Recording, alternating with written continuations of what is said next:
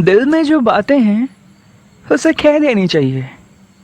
अक्सर इंतज़ार करते करते बहुत देर हो जाता है। अगर उसके दिल में क्या है तुम्हें नहीं पता, तो तुम्हारे दिल का हाल तुम ही बताओ, उसे कैसे पता हो सकता है।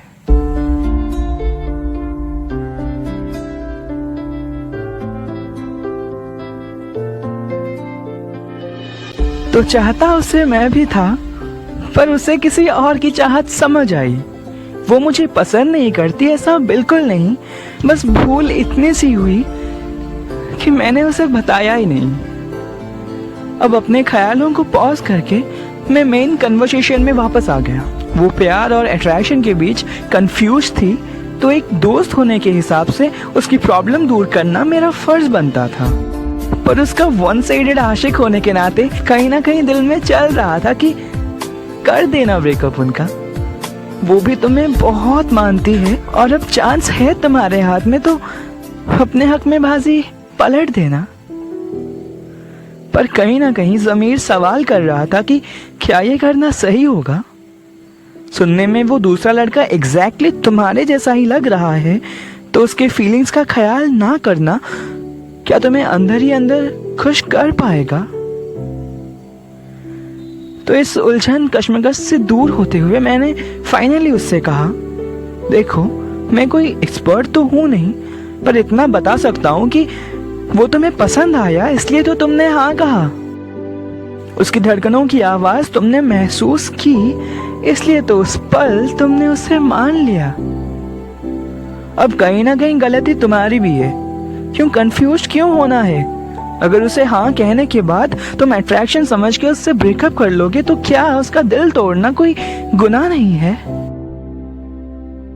दिल तोड़ने से भले ही कोई दाग ना होता हो, पर दर्द का अंदाजा तुम नहीं लगा सकते।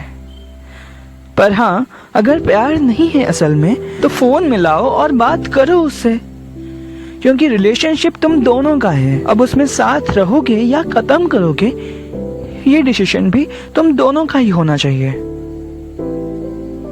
तो नंबर दो ना तुम्हारा। आई एम सॉरी, क्या? मैंने कहा नंबर तो दो, वरना कॉल कैसे करूं?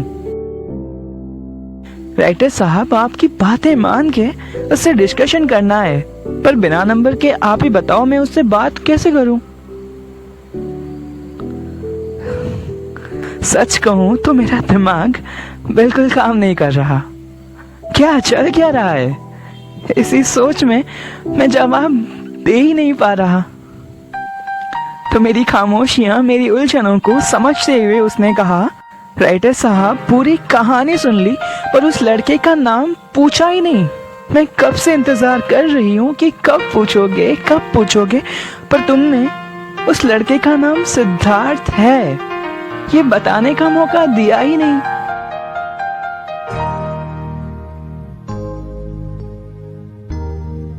पर मैं तो तुम्हारे कॉलेज का नहीं हूं ना यार। कहानी बनाना सिर्फ तुमको ही आता है क्या? मैं जानती हूँ तुम मुझे चाहते हो, पता नहीं कब से, पर इतना भी कोई वेट करवाता है क्या? इस वक्त वो घिसी पिटी फिल्मी बातें मैं बिल्कुल नहीं कहने वाला था। मेरे क्रश को ही मुझसे प्यार हो गया। ऐसी कहानी शायद इस जन्म में मेरे साथ पहली बार होने वाला था। ये हैप्पी एंडिंग हो गया ना, पर ये एंड कहाँ है? कहानी की शुरुआत तो अभी से हुई। मिलेंगे फिर किसी दिन, क्योंकि बतानी भी तो है कि मेरा फेसबुक वाला प्यार मुझे असल में कैसी हुई।